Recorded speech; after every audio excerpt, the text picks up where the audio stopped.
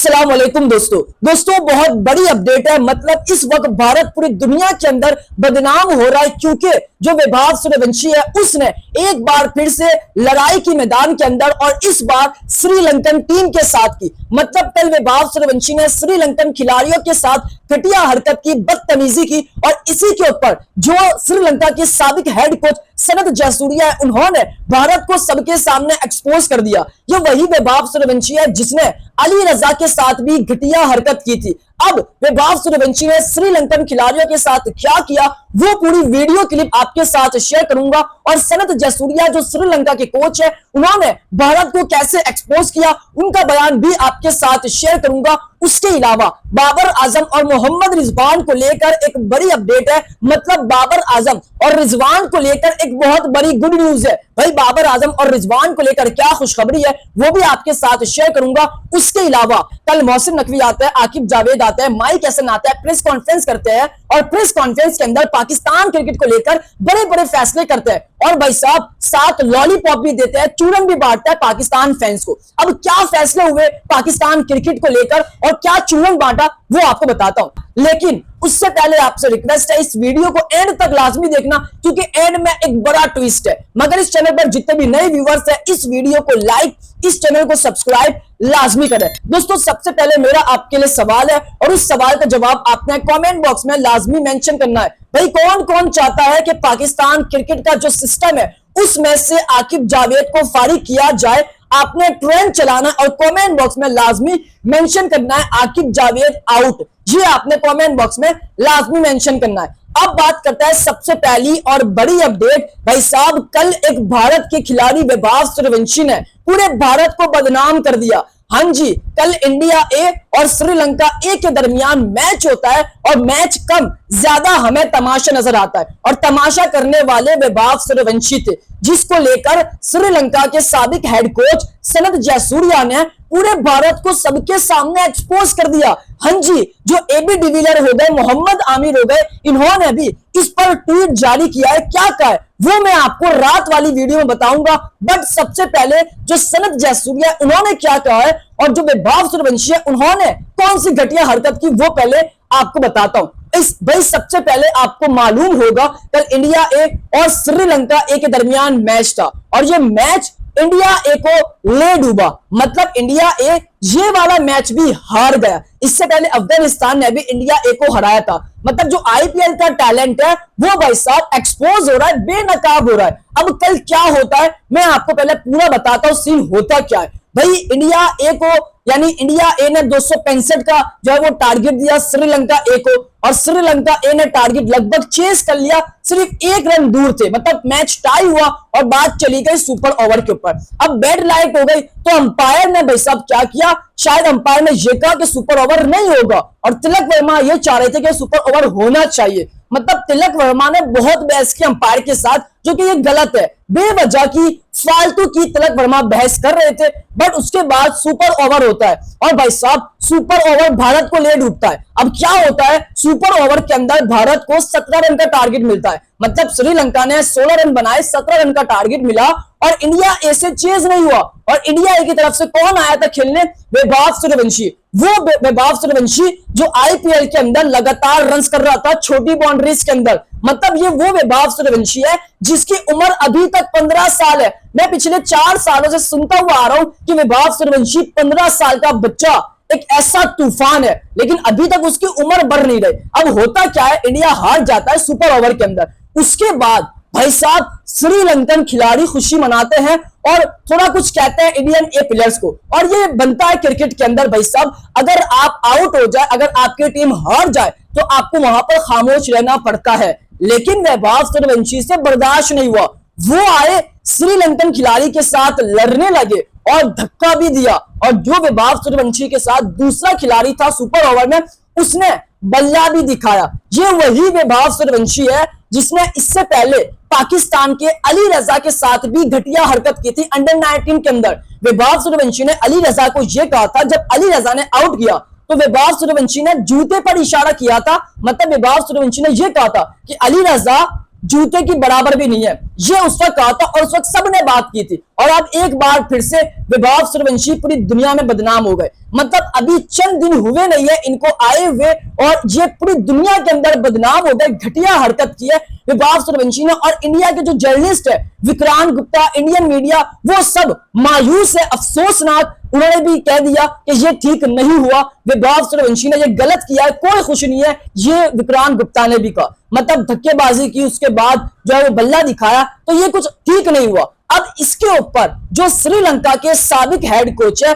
उनका एक बयान आता है और उन्होंने पूरे भारत को एक्सपोज कर दिया। अब क्या बयान आता है पहले वो मैं आपको बताता हूं। साबिक श्रीलंकन कप्तान सनत जयसूर्या ने जब वो वैभव सूर्यवंशी की जानिब से श्रीलंकन खिलाड़ी को धक्के देने पर कहा कि ये इंतहाई अफसोसनाक है। मैं खुद कमेंट्री बॉक्स में मौजूद था जब हमारी टीम मैच जीत गई तो सूर्यवंशी ने यह हरकत की। बजाय ये हरकत कोई कम उम्र खिलाड़ी नहीं कर सकता। पहले मैच में भी उसने कुछ ऐसा करने की कोशिश की, लेकिन जब ये मैच हारने के करीब पहुंच गए थे तब श्रीलंका टीम ने अंपायर को आगाह कर दिया था। सूर्यवंशी को अपना गुरूर खत्म करना होगा। इसको किस बात पर गुरूर है? क्या क्रिकेट सिर्फ ये खेल नहीं रहा? अभी तक ये आईपीएल से क्या बाहर नहीं निकला और अभी ये श्रीलंका की क्लब बॉलिंग का सामना कर रहा है। सूर्यवंशी कोई तेंदुलकर या ब्रायन लारा नहीं है। श्रीलंकन क्रिकेट बोर्ड को सख्त एक्शन लेना चाहिए। ये नाकाबिले बर्दाश्त अमल है। किसी टीम के खिलाड़ी को धक्के देना ये क्रिकेट है या रेसलिंग? ये कहते हैं श्रीलंका के साबिक हेड कोच सनत जयसूर्या। मतलब उन्होंने साफ कह दिया कि जो वैभव सूर्यवंशी है वो कम उम्र लड़का है और उसके ऊपर ये हरकत जो वो सूट नहीं करती। वैभव सूर्यवंशी ने घटिया हरकत की है।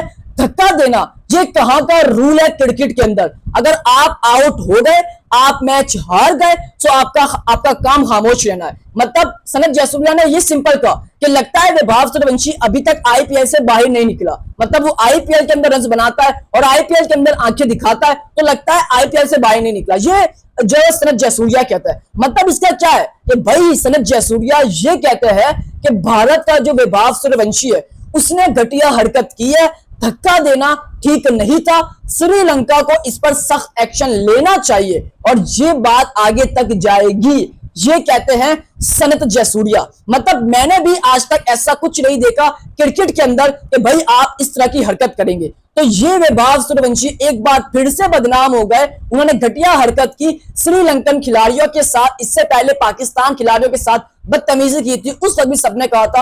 और अब एक बार फिर से ये टारगेट बने हैं वैभव सूर्यवंशी। तो भाई साहब ये इंटरनेशनल क्रिकेट लेवल है, आपको यहां पर अपना गुरूर, अपना गुस्सा खत्म करना होगा, वरना आप ज्यादा दिन क्रिकेट में नहीं चल सकते। सो आप इस पर क्या कहते हैं? वैभव सूर्यवंशी ने घटिया हरकत की है या नहीं, ठीक किया है या नहीं, ये आपने कमेंट बॉक्स में लाजमी मेंशन करना है। अब भाई साहब उसके बाद बात करते हैं बाबर आजम और मोहम्मद रिजवान को लेकर एक बड़ी अपडेट है। मतलब बाबर आजम और मोहम्मद रिजवान के लिए एक बहुत बड़ी गुड न्यूज है। अब क्या गुड न्यूज है भाई साहब? रिजवान जो है वो इस वक्त आपको याद होगा कि वो दूर दूर है अभी पाकिस्तान क्रिकेट से, लेकिन बाबर आजम पाकिस्तान क्रिकेट के बहुत करीब है। बट इन दोनों को लेकर ऑस्ट्रेलिया की तरफ से एक बड़ी ऑफर मिलती है। क्या ऑफर मिलती है भाई साहब? आपको याद होगा बिग बैश लीग के अंदर बाबर आजम और मोहम्मद रिजवान दोनों शामिल थे पिछले सीजन में और बाबर आजम ने शानदार परफॉर्म भी किया था। रिजवान से उस तरह का परफॉर्म नहीं हुआ।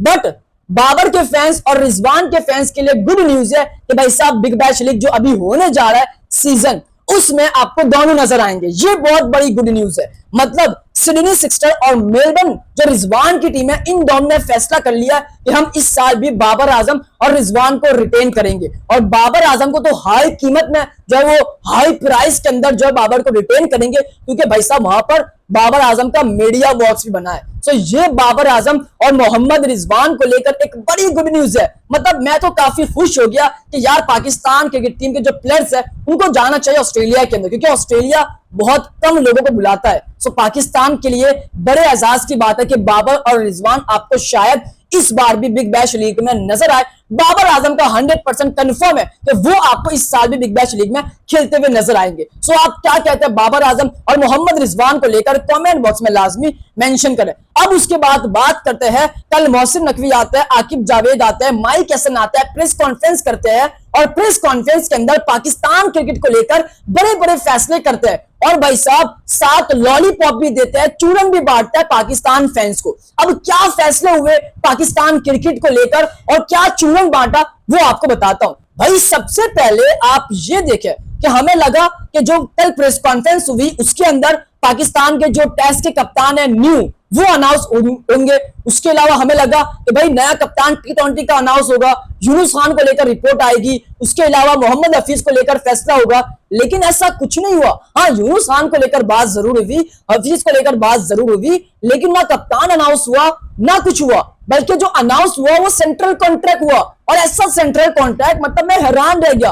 भाई सबसे पहले सेंट्रल कॉन्ट्रैक्ट आप सुन लीजिए, ए और बी कैटेगरी में वही लोग शामिल होंगे जो टेस्ट और ओडीआई खेलेंगे। ये सेंट्रल कॉन्ट्रैक्ट के अंदर अनाउंसमेंट हुई है। मतलब ए और बी की जो कैटेगरी है उसमें सिर्फ टेस्ट और ओडीआई के खिलाड़ी शामिल होंगे। जो बी कैटेगरी है, सिर्फ बी कैटेगरी, उसमें सिर्फ टेस्ट के खिलाड़ी शामिल होंगे। मतलब जो टेस्ट खेलेगा सिर्फ उसको बी कैटेगरी में शामिल करेंगे, जो टेस्ट और ओडीआई दोनों खेलेगा उसको ए और बी कैटेगरी में शामिल करेंगे। अब जो बी और सी कैटेगरी है उसके अंदर सिर्फ वाइड बॉल के खिलाड़ियों को शामिल किया जाएगा, ओडीआई और T20। मतलब जो ओडीआई और T20 खेलेगा वो सिर्फ बी और सी कैटेगरी में शामिल होगा। और भाई साहब जो डी कैटेगरी है उसके अंदर सिर्फ T20 के प्लेयर्स को शामिल किया जाएगा। मतलब जो T20 खेलेंगे सिर्फ उनको डी कैटेगरी में रखा जाएगा। तो ये कैटेगरी अनाउंस हुई है। अब मजे की बात इसमें आप सुन लीजिए, भाई जो ए कैटेगरी, बी कैटेगरी और सी कैटेगरी है उसमें जो भी खिलाड़ी आपको नजर आएंगे वो आपको कोई लीग खेलते हुए नजर नहीं आएंगे, उनको एनओसी नहीं दी जाएगी। जो बी और सी कैटेगरी है शायद उनको इक्का दुक्का एनओसी मिल जाए, मगर उसके अलावा नहीं मिलेगी। लेकिन जो डी कैटेगरी है भाई साहब उनको T20 के अंदर, T20 के साथ साथ जो लीग्स होती है भरपूर एनओसी दी जाएगी। मतलब लंका प्राइम लीग हो जाए, उसके अलावा बांग्लादेश प्राइम लीग हो जाए, जो भी लीग होगी उनको एनओसी मिलेगी। ये सिर्फ डी कैटेगरी के लिए है। मतलब जो T20 सिर्फ खेलेगा वो ही आपको लीग में नजर आएगा। ये कुछ फैसले हुए।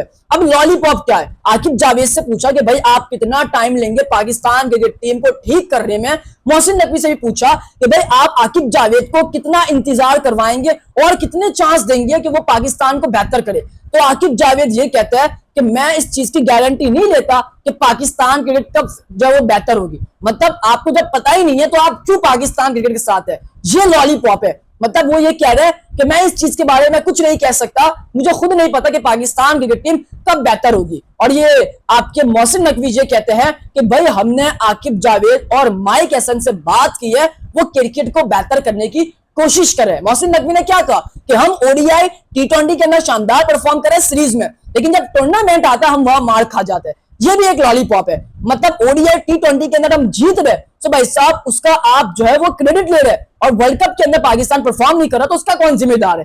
ये लॉलीपॉप पाकिस्तान के अंदर दिया जा रहा है पाकिस्तान क्रिकेट फैंस को। आप क्या कहते हैं कमेंट बॉक्स में लाजमी मेंशन करें, जाते जाते सब्सक्राइब करें, इस वीडियो को लाइक करें, प्यारे से कमेंट करें। उम्मीद करता हूं कि आपको मेरा आज का व्लॉग काफी पसंद आया होगा।